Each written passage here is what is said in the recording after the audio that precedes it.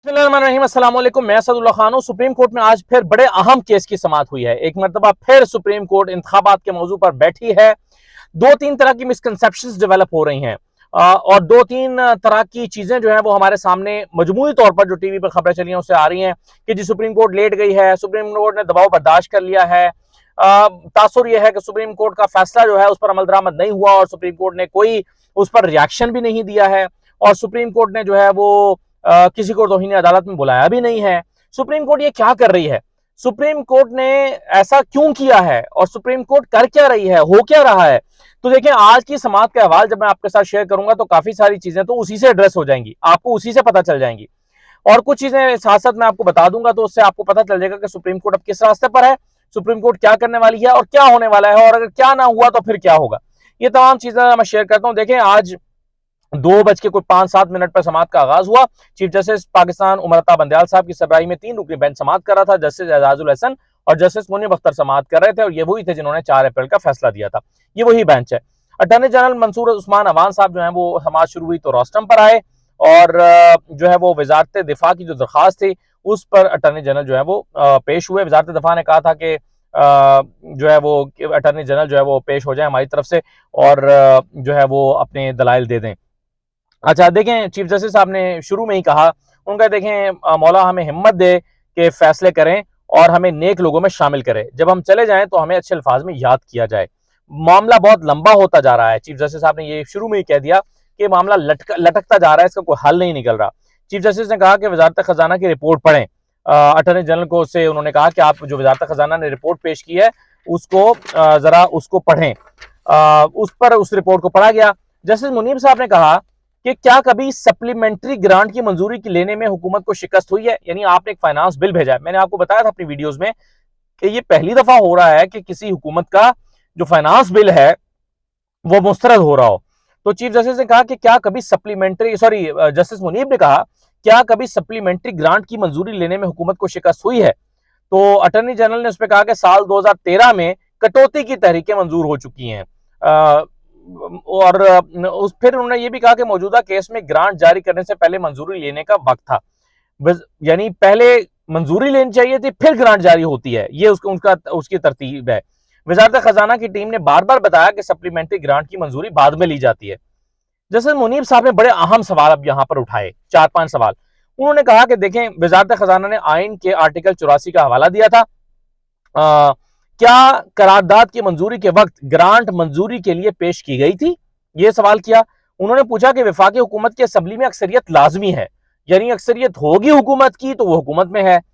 हुकूमत की grant assembly से कैसे मुस्तरद हो सकती है? जब आपकी अक्सरियत है तभी आपकी हुकूमत है ना। जब आपकी ग्रांट मुस्तरद हो गई तो फिर इसका मतलब आपकी अक्सरियत ही नहीं है।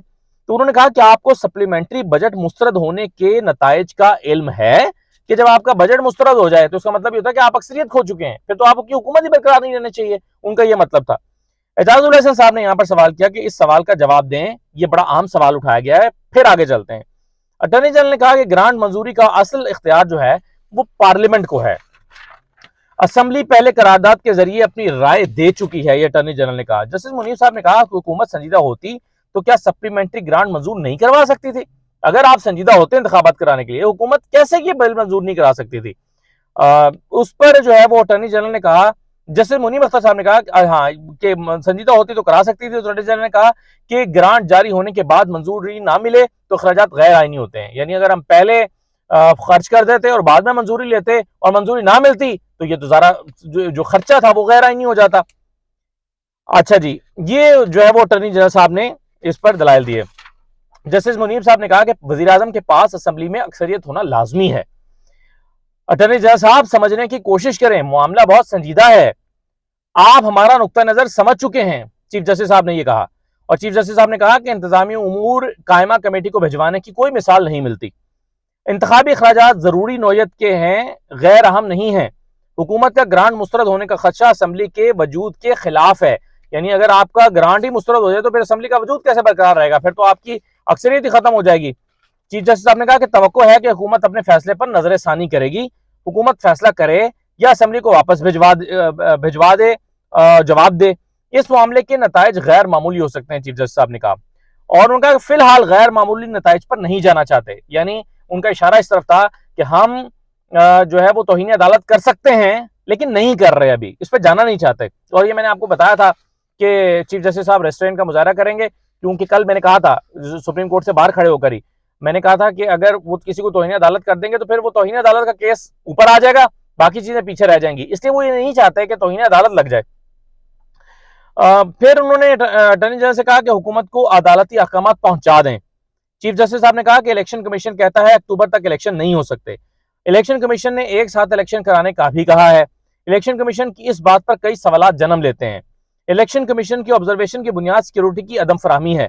दहशतगर्दी मुल्क में 1992 से जारी है और 2018 में इलेक्शन हुए, 2013, 2008, 2, 1991, 87 सिक्योरिटी के मसाइल वो कहते हैं। चीफ जस्टिस साहब ने कहा कि इन इंतखाबात में भी थे। 2007 में तो बेनजीर भुट्टो की शहादत हुई थी, 2013 में भी दहशतगर्दी थी। अब ऐसा क्या मुनफरिद खतरा है जो इलेक्शन नहीं हो सकते? ये चीफ जस्टिस साहब ने सवाल किए। तो अटॉर्नी जनरल ने कहा कि पहले एक साथ तमाम सिक्योरिटी फोर्सेज ने फराइज सर अंजाम दिए थे, तमाम सिक्योरिटी फोर्सेज ने। अटॉर्नी जनरल ने कहा कि अब 2 सूबों में इलेक्शन अलग होंगे। क्या चीफ जस्टिस साहब ने कहा क्या गारंटी है कि 8 अक्टूबर को हालात ठीक हो जाएंगे? चीफ जस्टिस साहब ने यह भी कहा कि वजारत दिफा ने भी अंदाजा ही लगाया है और हुकूमत अंदाजों पर नहीं चल सकती। यानी अंदाजा है ना कि 8 अक्टूबर तक हालात ठीक हो जाएंगे, तो ये तो अंदाजों पे तो हुकूमत नहीं चला सकते। ऑपरेशन में मुतय्यन करदा टारगेट हासिल करने की पूरी कोशिश है। ये अटॉर्नी जनरल ने कहा कि हम पूरी कोशिश कर रहे हैं कि जो टारगेट्स रखे हैं 8 अक्टूबर से पहले वो हम सिक्योरिटी के हवाले से पाकिस्तान की फोर्सेस वो हासिल कर लें। किसी को तवक्को नहीं थी कि असम्बलियां पहले तहलील हो जाएंगी, ये भी उन्होंने कहा। जस्टिस मुनीब साहब ने कहा कि गुज़श्ता साल एक हुकूमत का खात्मा हुआ था, अदालत नोटिस ना लेती तो कौमी असम्बली तहलील हो चुकी होती। सूबाई असम्बलियों के होते हुए कौमी असम्बली के इंतखाबात भी होने ही थे। जस्टिस मुनीब साहब ने 3-4 चीजें और भी बड़ी इंपॉर्टेंट की। उन्होंने कहा कि आइन में असम्बली तहलील होने पर इलेक्शन का वक्त मुकर्रर है। बरतानिया में जंग के दौरान बरवक्त इंतखाबात हुए थे, बम धमाकों के दौरान भी बरतानिया में इंतखाबात होते थे। अदालत को कहां इख्तियार है कि इलेक्शन अगले साल करवाने का कहे? जस्टिस एजाजुल एहसन साहब ने कहा, उन्होंने कहा कि अदालत को कहां इख्तियार है कि इलेक्शन अगले साल करवाने का कहे। अटॉर्नी जनरल ने कहा कि सिक्योरिटी फोर्सेज का काम बैरूनी खतरात से निपटना है। साल 2001 से सिक्योरिटी इदारे बॉर्डर्स पर मसरूफ हैं। एजाजुल एहसन साहब ने कहा कि इलेक्शन कमीशन ने फंड्स और सिक्योरिटी मिलने पर इंतखाबात कराने का कहा था। फंड्स के हवाले से अदालती हुक्म एक से दूसरे इदारे को भेजा जा रहा है। क्या गारंटी है कि 8 अक्टूबर को इलेक्शन हो जाएंगे? एजाजुल एहसन साहब ने पूछा। अटॉर्नी जनरल ने कहा कि फौज ने इंतखाबात के मुकर्रर वक्त के मुताबिक ऑपरेशन शुरू किए हैं। उन्हें पता था कि 8 अक्टूबर से पहले पहले हम मुकम्मल कर लेंगे। जस्टिस मुनीब साहब ने कहा कि क्या आर्टिकल 245 के तहत फौज सिविल हुकूमत की मदद को आती है? अटॉर्नी जनरल ने कहा कि आर्टिकल 245 के तहत बुनियादी हुकूक मुअत्तल होते हैं। जस्टिस मुनीब साहब ने पूछा कि क्या 2018 के इंतखाबात में बुनियादी हुकूक मुअत्तल थे? जस्टिस मुनीब साहब ने यह भी कहा कि वफाकी हुकूमत आर्टिकल 245 का इख्तियार क्यों इस्तेमाल नहीं कर रही? और जस्टिस मुनीब साहब ने पूछा कि क्या आइन बालादस्त नहीं है? अफवाज पाकिस्तान ने मुल्क के लिए जानों की कुर्बानियां दी हैं, अफवाज पाकिस्तान को तो सबको शुक्रिया अदा करना चाहिए। चीफ जस्टिस साहब ने कहा कि 27 मार्च को अदालती कार्रवाई शुरू की और 4 अप्रैल को फैसला आया। पहले 3-4 का मामला उठाया गया, फिर अच्छा, अब यहां तक देखें, यहां तक जो डिस्कशन हुई ना, ये इस नुक्ते पर थी कि जी हमारा ऑर्डर है, इलेक्शन कराने हैं, और इसी पर बहस होती रही जो पहले भी होती रही अदालतों में। लेकिन अब से आगे जो है, अब अदालत का माहौल और मौजू बदलना शुरू हुआ और एक नए मौजू की तरफ अदालत चली गई। ये मैं अब आपके साथ शेयर करता हूं। देखें, चीफ साहब ने कहा कि पहले 4-3 का मामला था, फिर फुल कोर्ट का हुआ, बॉयकॉट हुआ, लेकिन किसी ने सिक्योरिटी का मसला नहीं उठाया। मेरी दरखास्त पर डीजी मिलिट्री ऑपरेशन ने ब्रीफिंग दी। अटॉर्नी जनरल ने कहा कि मेरी दरखास्त पर डीजी मिलिट्री ऑपरेशन डीजीएमओ ने आपको ब्रीफिंग दी है। चीफ जस्टिस साहब ने कहा कि डीजी ISI और सेक्रेटरी दिफा भी मौजूद थे, यानी परसों वाली मुलाकात की तस्दीक भी हो गई। चीफ जस्टिस साहब ने कहा कि मुलाकात में अफसरान को बताया था कि दौरान समाअत की मामला नहीं उठाया गया। यानी चीफ जस्टिस साहब कहते हैं कि मैंने उनको अफसरान को परसों बता दिया था कि ये जो आप बातें बता रहे हैं, ये बातें तो हमारे इल्म में आई ही नहीं, ये तो पहले हमें बताया ही नहीं गया, ये तो नई पिक्चर आप दिखा रहे हैं।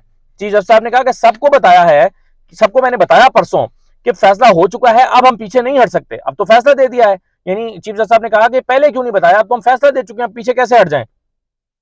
चीफ जस्टिस साहब ने कहा कि इलेक्शन कमीशन और वजारत दिफा की दरखास्तें फैसले वापस लेने की बुनियाद नहीं। इलेक्शन कमीशन ने पहले कहा कि वसाइल दें, इलेक्शन करवा लेंगे, अब कहते हैं मुल्क में अनारकी फैल जाएगी।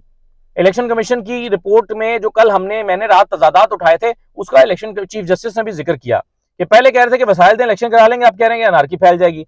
चीफ जस्टिस ने कहा कि इलेक्शन कमीशन पूरा मुकदमा दोबारा खोलना चाहता है। वजारत दिफा की रिपोर्ट में अजीब सी इस्तदा है। क्या वजारत दिफा एक साथ इलेक्शन करवाने की इस्तदा कर सकती है? वजारत दिफा की दरखास्त नाकाबिल समाअत है, चीफ जस्टिस साहब ने कहा। चीफ जस्टिस साहब ने यह भी कहा कि टीवी पर सुना है कि वज़रा कहते हैं अक्टूबर में भी इलेक्शन नहीं होंगे। इस पर अटॉर्नी जनरल ने कहा कि दोनों फरीकैन ने मुज़ाकरात के लिए कमेटियां तश्कील दे दी हैं, वो अदालत कुछ मोहलत दे तो मामला सुलझ सकता है। अब आ गई है मुज़ाकरात की बात कि देखें जी मुज़ाकरात शुरू हो गए हैं, सारी जमातें मिल बैठ के एक साथ इलेक्शन कराने का कोई हल निकाल सकती हैं। अटॉर्नी जनरल की बात में वजन है, चीफ जस्टिस साहब ने यह कहा। अब मैंने कहा ना कि अदालत का माहौल फिर तब्दील होना शुरू हुआ।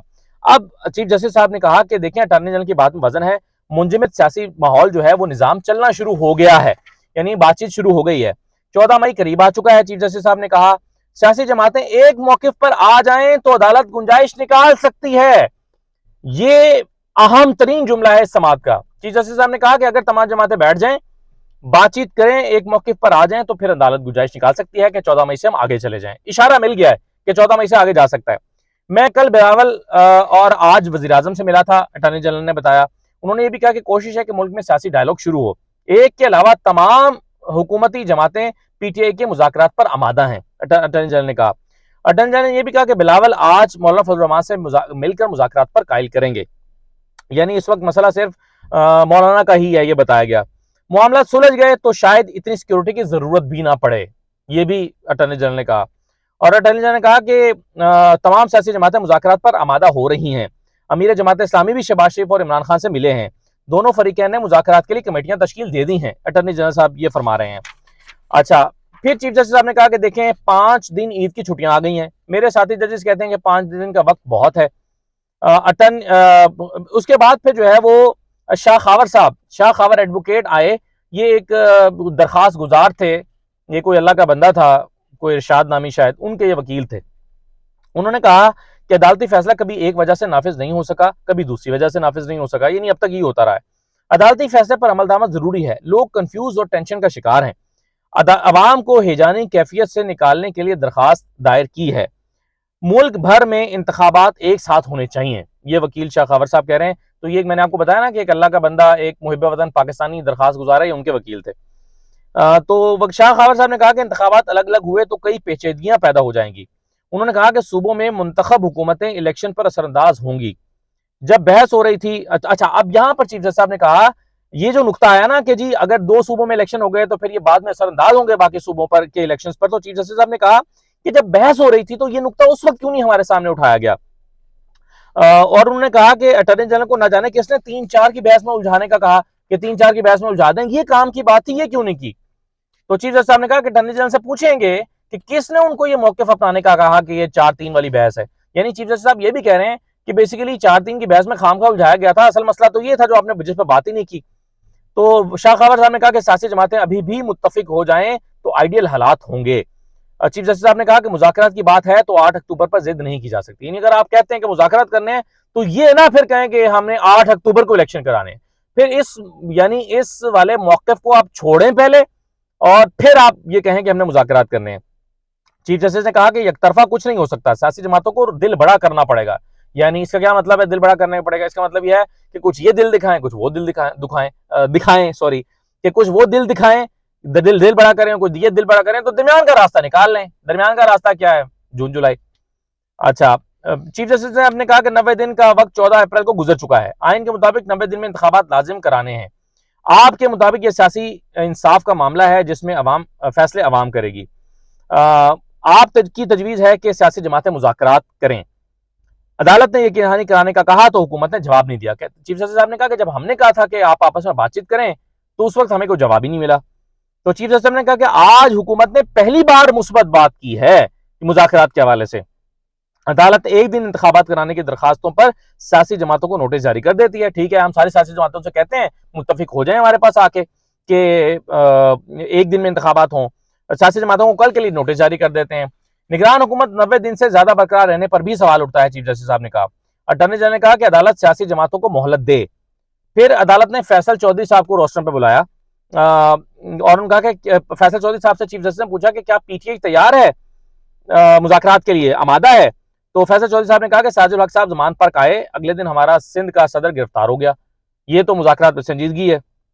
चीफ जस्टिस साहब ने कहा कि तारीख पर जमातें मुतमईन हुई तो लेवल प्लेइंग फील्ड मिलेगी, कौम को तकलीफ और इस्तराब का कौम की तकलीफ और इस्तराब का आलम देखें। फैसल चौधरी ने कहा कि कौम आपकी तरफ देख रही है, आपसे बहुत उम्मीदें हैं। एजाजुल हसन साहब ने कहा कि पार्टी क़यादत से हिदायत लेकर अदालत को आगाह करें। एजाजुल हसन साहब ने यह भी कहा कि मुमकिन है अदालत तमाम सियासी जमातों के सबराहान को तलब करे। फैसल चौधरी एडवोकेट साहब ने कहा कि मीडिया रिपोर्ट्स के मुताबिक पीटीआई ने 3 रुकनी कमेटी तश्कील दी है। वजीर दाखिला हर घंटे बाद अदालत को धमकियां देता है। वजीर दाखिला कहता है कि जो मर्जी कर लें, 14 मई को इलेक्शन नहीं होंगे। तो ये जो है वो फैसल चौधरी साहब ने कहा। आखिरी 2-3 मिनट में मैं आपको बता देता हूँ चीफ जस्टिस साहब ने आखिर में क्या कहा। चीफ जस्टिस साहब ने कहा कि देखें, सियासी इत्तफाक राय हुआ तो 14 मई का फैसला नाफिज कराएंगे। सियासी इत्तफाक राय ना हुआ तो 14 मई, यानी फिर अगर सियासी जमातें मुत्तफिक ना हुई तो फिर 14 मई का फैसला उस पर हमने अमल दरामद करना ही करना है। क्या आप सड़कों पर तसादुम चाहते हैं? सियासी अमल आगे ना बढ़ा तो इलेक्शन में तसादुम हो सकता है। दोनों फरीकैन को सियासी दर्जा हरारत कम करने के लिए इकदाम करने होंगे, चीफ जस्टिस साहब ने कहा। चीफ जस्टिस साहब ने कहा, क्या सियासी जमातों के सरबराहान को अभी तलब करना दुरुस्त होगा?